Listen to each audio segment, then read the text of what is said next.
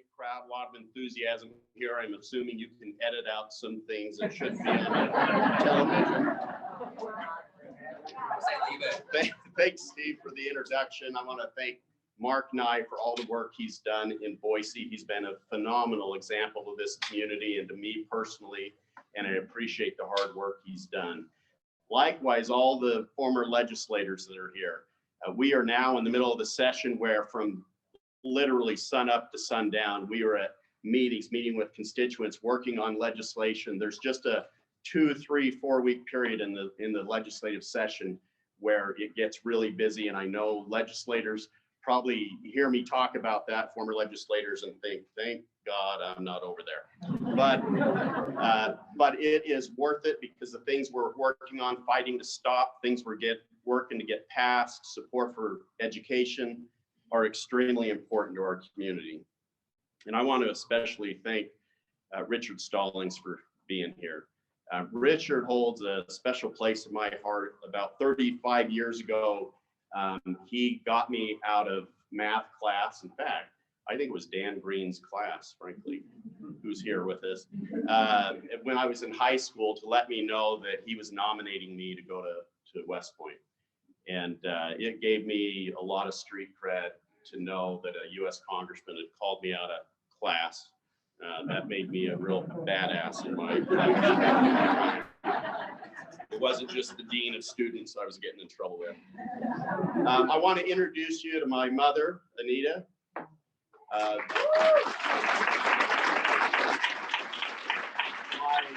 sister, Amber, and her kids. Yeah. My brother-in-law, Mark, made it. My mother-in-law got sick right before we got in the car to head over here for Boise, so she wasn't able to make it. My wife, Wendy. Going on 29 years now.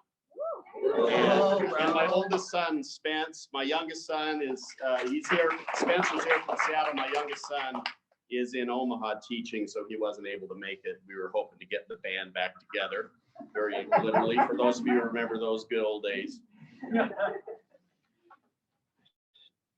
I currently serve as your District 29B state representative, and I can't tell you how excited I am to announce my run for the Idaho Senate.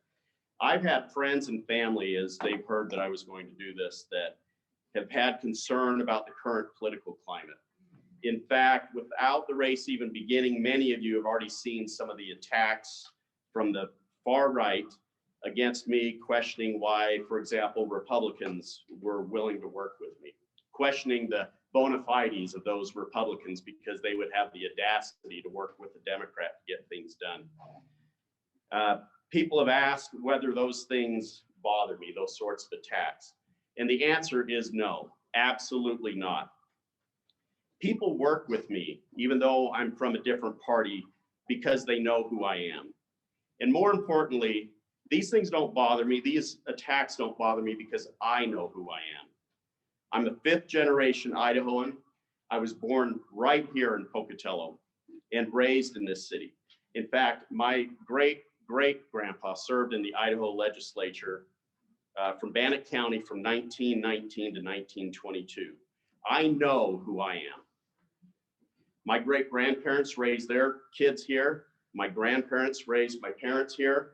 My parents raised my 5 siblings and me in this town. I attended the same elementary school, Emerson Elementary, that my dad and my grandpa attended. I know who I am. I grew up on this campus. This campus is very special to me. After a struggle financially for my parents, they eventually were hired here at Idaho State University, and this is where they made their careers. This is where they retired. I can still remember being in the computer center back when the computer center was in the basement of the business building and was just a big mainframe. It wasn't anything like we knew today, but my dad worked there. I was able to go play on these computers and write simple programs.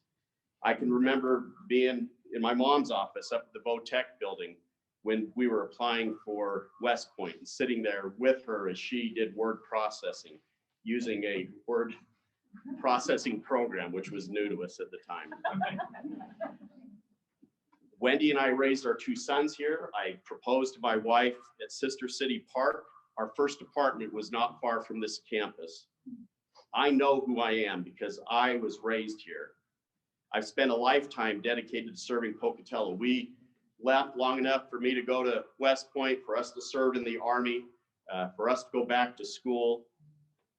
But we knew we wanted to raise our kids in Pocatello. I'm a proud dad and husband, a former military intelligence officer, a trial lawyer, and a small business owner, and yes, a legislator. That's who I am. And that's why, as these attacks come, and I guarantee you they will, and we have to be ready for that, I know who I am. They do not bother me. I first served in the legislature from 2006 to 10. I love the work. It was exciting to me to be able to work with others to solve problems. You're constantly learning about new things. But at some point, I had to step away. I needed a few years to get my own law practice going. We needed to save money for the boys so they could go to school. And I'm sure it was for many, as it was for many of you, back then, financially, things were difficult. 2008 hit our family hard. Between the legislature and my legal work, I was working harder than ever, but our financial future didn't feel that way. And I know many people go through that, many families. I had a phone call with one of my brothers during that time. I had lost my job and I was worried. And I took the phone outside so I could talk to him out in the yard, really because I didn't want Wendy or the boys to hear the conversation. And I was pitching to my brother what I was going to do to solve this problem. My law partner's here, Joel Beck. He and I were starting to talk about starting a law firm. And I was explaining to him what it would look like and how we were going to do it, how we were going to go borrow money to get it done. And the whole time I could just hear the fear in my own voice. I didn't mind if my brother heard it, but it was the reason I took the call outside. I didn't want Wendy and the boys to hear it. I finally just decided I got to do what I learned to do at West Point. I got focused, I made a plan, I went to work, and I worked hard every day and didn't back off, didn't give up, and we turned it around. And I recognize that's what we did, but I also know it's not that easy for everybody. That's why I chose to run in 2020, because I know firsthand it's hard. Working families need support. They are struggling to raise their kids, make ends meet. They need somebody who understands it's not that easy. They need somebody who understands that there are problems the government can help with. And sometimes that means just getting the government out of their way so they can raise their families and do what they need to do. And so I returned to the Capitol in 2020, but what I saw there was vastly different than what I had left in 2010. The Freedom Foundation and its radical extremist brand of politics is polluting our democracy. It's preventing us from doing good things for Idaho's working families. Just look at what happened last year. I sat at my desk on the floor of the House as the Idaho legislature rejected a $6 million federal grant for early childhood learning that was supported by the Trump administration, by our 2 US senators, as well as science and research in the field. There was nothing controversial about that bill. It was going to do good things for our community and communities all over the state. And you know this as well as I do, the radical far right spun lies about that grant, its purpose, and they use those lies to get a majority of legislators to reject that funding. Child care programs throughout the state need that money desperately. Families would have benefited from it, and they killed it anyway. And they killed it not because they believed in it, not because they believed the lies, but because the Freedom Foundation told them to kill it. The far right did it again and again throughout the session. Higher ed budgets, at a time of unprecedented surpluses, we cut higher ed budgets in the state of Idaho. Why? Because the Freedom Foundation said to do it. Teacher salaries attacked, public television threatened. They were all weaponized, all because the Freedom Foundation said they should be weaponized. So how do they do it? They have a stranglehold on 12 to 22 House members whose loyalty to the Idaho Freedom Foundation dictates how they view bills and how they vote on those bills.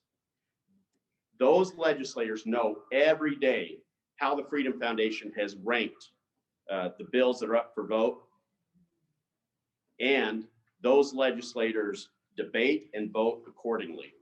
Once the Freedom Foundation has done the thinking on those bills, that's it. The thinking's done. All that the legislators have to do is vote. Imagine that. Their loyalty to that organization, untethered to the voters, is more important than their duty to their local constituents.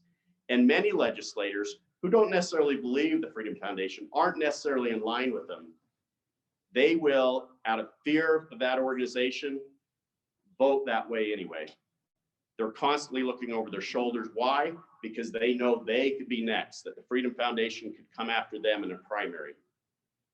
We've got to fight back against this brand of politics. You cannot have an organization untethered to the voters dictating what gets discussed, how it's debated, and what gets passed. It's poison to our democracy. We've seen this far-right element take hold in North Idaho, and it's done severe damage to that community. It's threatened their university, North Idaho College. It's threatened their institutions. They still struggle to get good people to run for office because they don't want to have to endure what takes place in those elections. And now it's spreading throughout the state. These people are loud, they're angry, they're aggressive, and this is what we're up against. The Freedom Foundation is looking to elect more far-right candidates throughout the state so they can strengthen their numbers in the legislature and eventually start winning statewide races.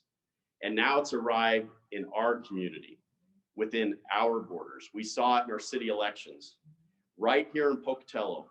And radical candidates have committed to run for every legislative seat in this county. This is the most important election this community will face. In this election, we'll decide whether our community is going to choose legislators like the ones you saw here today, who are reasonable, rational, legislators who listen to the community, who ask questions, pay attention to their needs, try to figure out what problems are being faced and what government can do to help, who base their decisions on data, facts, and science. Or we're going to find out if this community is going to listen to our darker angels, the angry voices, and the opinions supported by nothing but hyper-partisan politics. As a senator, I will represent the unique needs of Pocatello. I'll bring data, facts, and science to every vote I make. I'll lead with reason. I'll continue to focus on the needs of our schools, our university, our early childhood education, small businesses, just as I have done in the past. During my previous term in the legislature, I worked on legislation that provided further civil protections to victims of child sexual assault. I focused on consumer protection issues. I passed legislation that strengthened the Idaho Consumer Protection Act to make sure that the elderly and disabled were protected from predatory practices. And now that I've returned to the legislature, I've continued to focus on those consumer protection issues. I'm fighting insurance companies that sell products that don't provide the insurance protection they claim they're selling. I'm working on a bill that will protect renters from predatory practices involving application fees. The message I'm trying to give you is I don't intend on running for this office to hold it. I'm running for this office because I want to do something with it.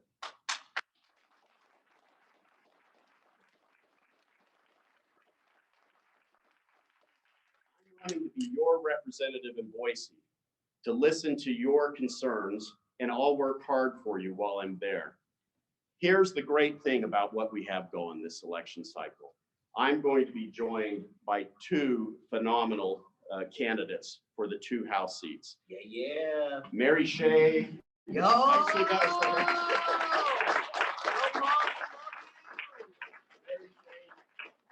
She is also a lawyer. She's a community activist, an advocate for child welfare. She's raised her family here in this community. And Nate Roberts. Passionate,